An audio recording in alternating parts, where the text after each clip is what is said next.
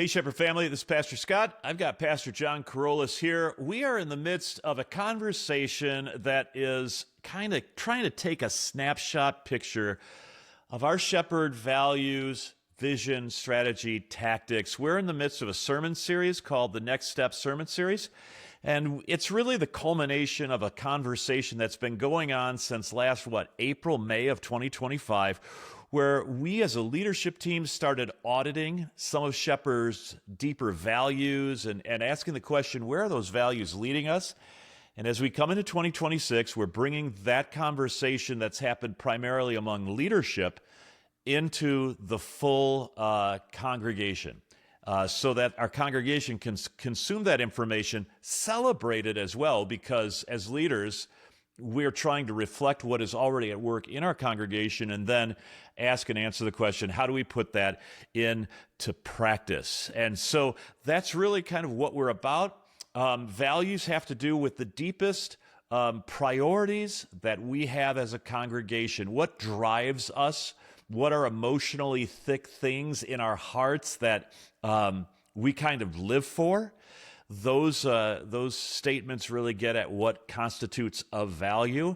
And over the past couple of weeks, we've talked about the value of Scripture. We've talked about the value of music. And now we're going to talk about a value that has to do with our orientation toward mission. So talk to us a little bit about that particular mission-oriented value, John, and explain kind of what all goes into that, because you've been an integral part of obviously the leadership that has brought these values as we know them into being. Yeah, absolutely. Thanks for that. I think an important thing to keep in mind about it all is that it's driven by the responses from the congregation that our steering team, in connection with our, consultant 5-2 network, all of that contributed to the articulation of these values. And they all drive home this mission in general, right, of Shepherd being a family of faith that connects every person in every season to the life Jesus promises. And so each of these values plugs into that particular mission in different ways, supporting it and bringing it forward into the future. And so obviously God's word is the foundation. Music is one of those tools God uses for us to connect with him and with each other. And service is the connection point we have as a family to our neighbors. Whatever season a person might be in, a season of plenty or a season of need, there's opportunity for them to contribute to the work of God in the world around them. And so we've summarized that with this value, which is that Shepherd serves our valley first. God's placed us at a particular place, on a particular intersection, in a specific town, with specific people that gather in our seats and in our pews together to worship God, to receive his gifts, and also then to bring that love into the lives of the people right around us. And so this value, really is driven by that responsibility we have to care for the needs of our neighbors. And in doing so, not to get so lost in the needs that exist globally, which certainly are important, and we have a responsibility to contribute to the satisfaction of. But sometimes we can get lost over the horizon and forget about the people right around us. And so, Scott, you've arrived at Shepherd actually more closer to 7 years ago at this point, right? 6.5 years ago. And when you came, you had heard about this quite a bit. Why don't you take us from then till now and explain a little bit more what Shepherd serving our valley first really means? I think one of the things that really inspired me about Shepherd when I was being interviewed during the call process was Shepherd had already made a commitment almost 7 years ago, saying we are going to be a local congregation. We are going to have our mission emphasis targeting our local community. While we value international missions and national missions and regional missions and all of that, Shepherd felt 7 years ago that we had lost touch with our community, that we had gone so far and wide with mission emphases and missionary support that we actually forgot that the most important people for most members of our congregation are the people right underneath our nose. That is the neighbors that are across the street or in the apartment or condo next door. The mission agency that's trying to do good right down the road from Shepherd, like like Gigi's Playhouse for folks with Down syndrome, or the United School for Autism that rents a portion of our Shea campus. And so when I saw that emphasis, it wasn't the only thing that made me say, I think I might be a really good fit for Shepherd, and Shepherd may be a really good fit for where my mission heart is. But boy, it was really right up there because I at that point in time, I had spent 23 years or so in congregations that had mission emphases all over the place. And so it was kind of go where the emotion is at, as opposed to where the fields were most evidently white for harvest, right in our own backyard. This is not a political statement I'm about to make, but it's going to come across that way. One of the most important political slogans that has taken our nation by storm is obviously the slogan that President Trump has used for the past several years: "Make America Great Again." And I think that's really close to the heart of Shepherd and myself in this way, not the political side of things, John, but the idea that we need to make American Christianity great again by actually being Christians for our American friends and neighbors, and not somehow offshoring our Christian mission to other countries and other parts of the world, which, by the way, they have functional Christian, dynamic, evangelical, God-fearing, Bible-believing, Jesus-confessing Christians in those continents and countries and regions.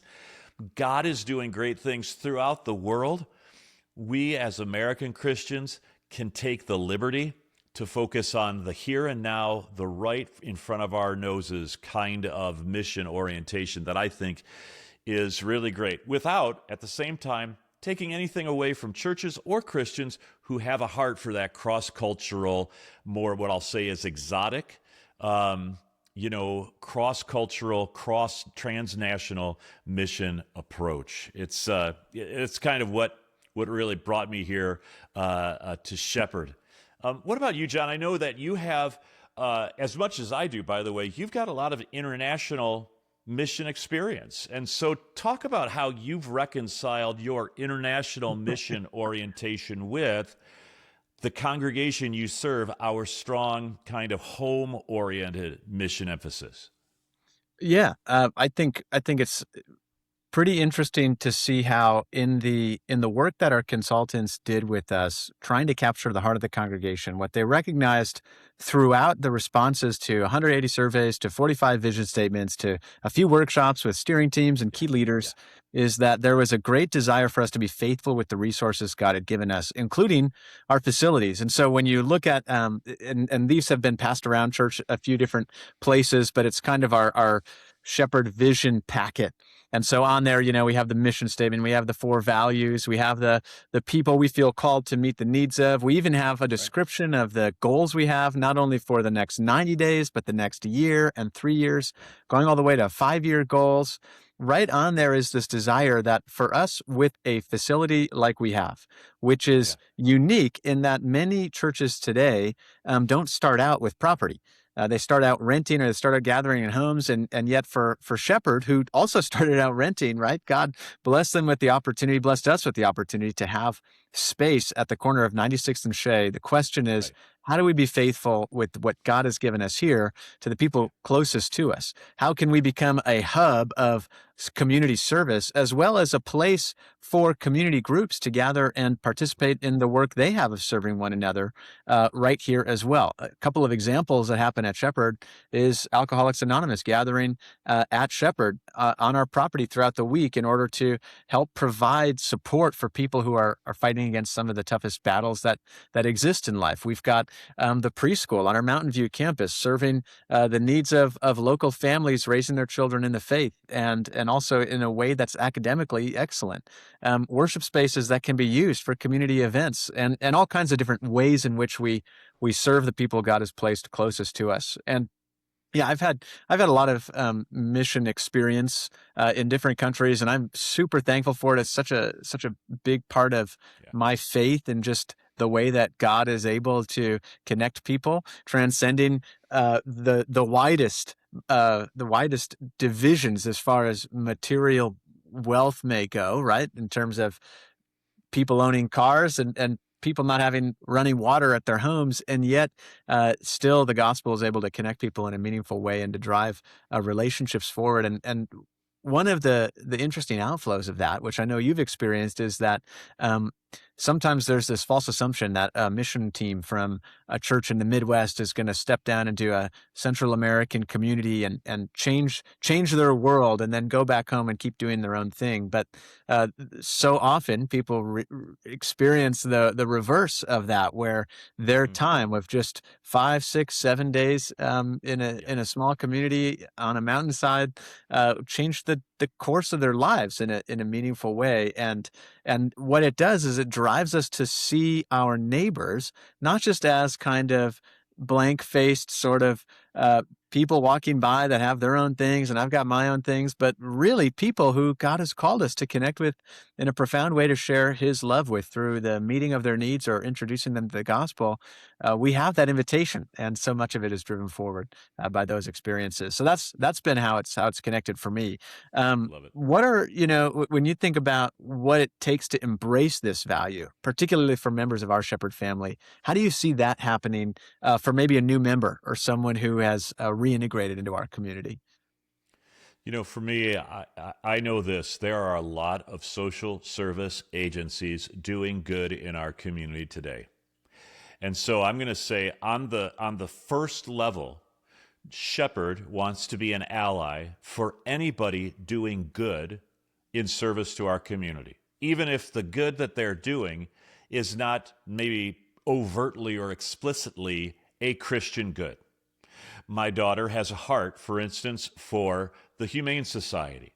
And so I encourage her to lean in to that desire to help mistreated or abused animals, part of God's creation. There is something spiritually significant about that, even if it is not overtly Christian. So that's my first level, is we all have a heart. My whole family is beset with juvenile diabetes. And so for me, I have a heart for the Juvenile Diabetes Foundation. It's a value for myself and my whole family. There is a common good that comes with participating in those kinds of what I'll call general advocacy or general charities. On the next level, there are things that truly matter to God: the alien, the fatherless, the widow, and then overtly Christian activities. And so, whether it be Choices Pregnancy Center, Feed My Starving Children, which is pairing food resourcing with Christian ministry, it's the invitation to get involved somewhere. We all can get involved somewhere. Don't let a day go by where your charitable urge is not getting itched by some action or initiative on your part. I think that's one of the most important things that I'd really encourage for all of those listening, for all of our members. Find ways to serve and connect that service to the values that God has for his creation, for its care, and then especially for the Christian ministry and the promotion of the Christian gospel.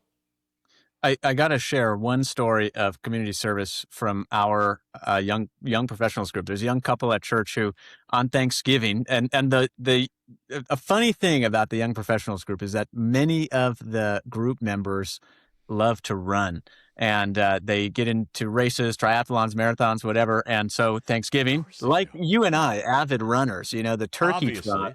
is a Obviously. staple tradition for us.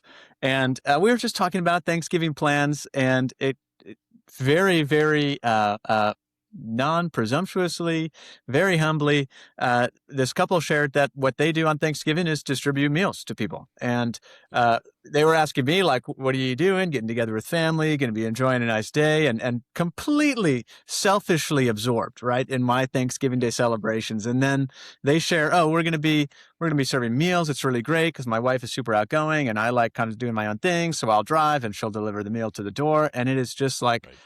Right. some of the servant hearts of our people are truly inspirational. And I am so thankful to have people like that to look up to and to learn from and to embrace. Another great ministry that happens, and it's one of those things where uh, God is God is so encouraging of the idea that it's okay to serve someone's needs for the sake of just loving them and serving their needs without needing to bait and switch, trying to get them to Right. sign on to becoming a church member or to coerce them in some way through supplying for their needs to sneak them into heaven somehow, right? He calls us to love our neighbors regardless. And there's a ministry called Family Promise where we host families in need Love it. right on our campus and provide a place for them to stay while they go through a program to get back on their feet. And so there's many, many, many opportunities for us to serve our neighbors, the ones that share our same zip code and share our same city, that we can get to know and provide, contribute to the provision for their needs as God has invited us to do so. I think in closing, the encouragement is do something. And here at Shepherd, we will continue to pray for the world, pray for Christ's mission transnationally, cross-culturally. But we really feel that we have an opportunity in this fifth largest metropolitan community in America. The world is at our doorstep. And we feel like leadership has felt for now going on 7 years that this world compels us to respond to it. And so lean into that, Shepherd. Find a place to be impactful. Invite your friends and neighbors to church. We're going to talk about that in our next podcast as we close out the 4 values that really rise to the top here at Shepherd. But more than anything, recognize that these values that we have, they just show themselves on an ongoing basis. And as we move forward in ministry, you'll continue to see how this local orientation plays itself out in our ministry menu and programming. Hey, thanks a lot for joining us. God bless you for listening. Blessings on the ministry, John. Thanks for your leadership at Shepherd, especially in our preschool and Mountain View campus. Look forward to talking again soon as we continue our next step sermon series in these opening months of 2026.